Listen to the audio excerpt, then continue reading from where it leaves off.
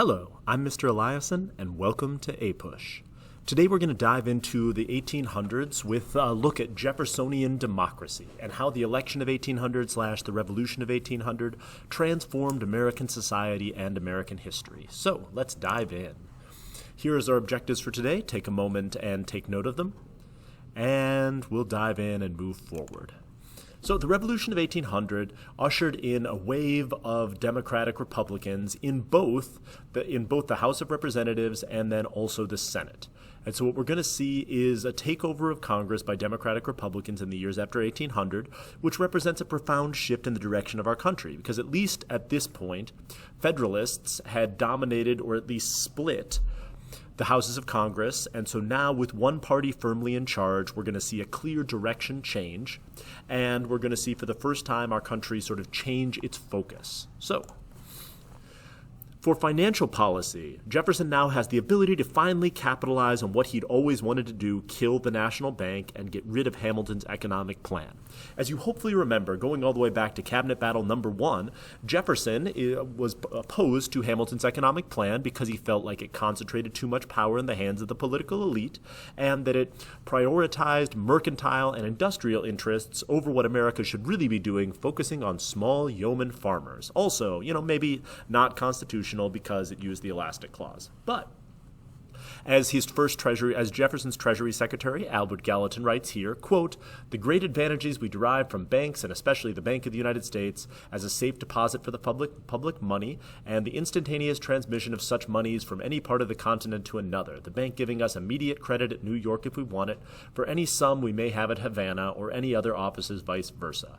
Against this there are none but political objections, and those will lose much of their force when the little injury they can do to us, and the dependence of which they are on the government, are duly estimated."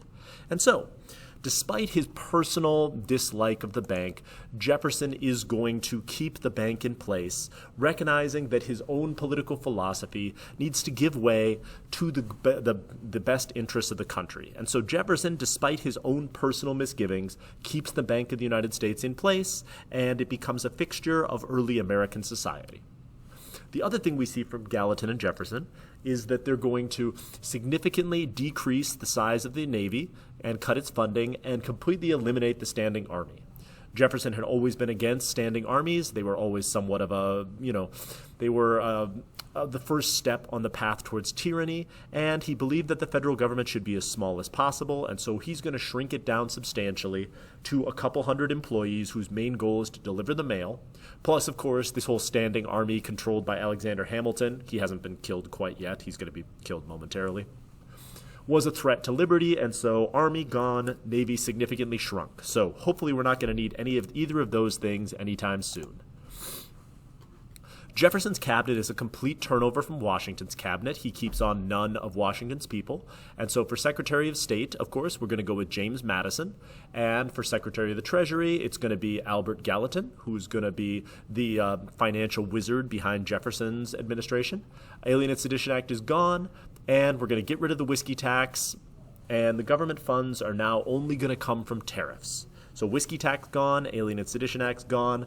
The federal government is now going to be down to its core duties, mostly running a post office and delivering the mail. So, neat. Jefferson's also going to take on Adams' attempt to hold on to power through the whole Judiciary Act. And so Jefferson is going to repeal the Judiciary Act and start going after those federal judges that Adams appointed in order to keep Federalists in power at the end of his administration.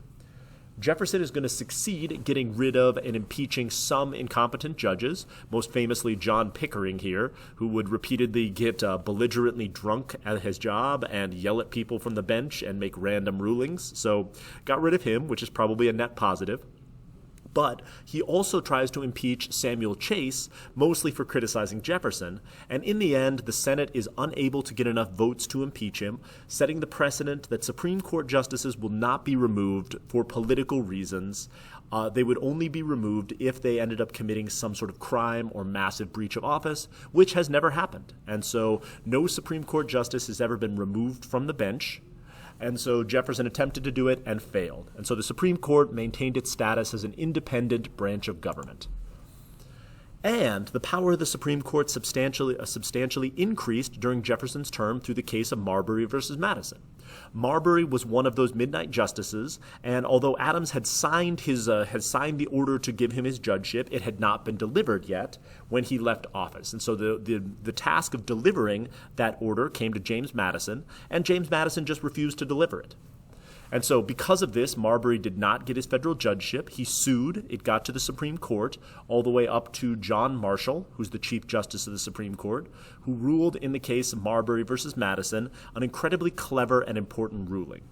What he ruled is that Madison did not have to deliver the judgeship, so he gave Jefferson and his administration what they wanted by not allowing Marbury to become a federal judge, but he did it by establishing that the reason he didn't have to deliver it was that the Judiciary Act itself was unconstitutional. And so, quote, "It is emphatically the province and duty of the judicial department to say what the law is. Those who apply the rule to particular cases must of necessity expound and interpret that rule. If two laws conflict with each other, the courts must decide on the operation of each. So that if a law be in opposition to the Constitution, if both the law and the Constitution apply to a particular case, then the court must decide that the case comfortably to the law, disregarding the Constitution, or conformably to the Constitution, disregarding the law. The court must determine which of these conflicting rules governs the case. This is the very essence of judicial duty." Conformably is apparently a difficult word for me to pronounce. So, what this means in essence is the Supreme Court can now declare laws constitutional or unconstitutional, establishing the principle of judicial review. This is going to become eventually the heart of what the Supreme Court does. It does not state this power anywhere in the Constitution, although Hamilton in the Federalist Papers did write that this should be the power of the Supreme Court.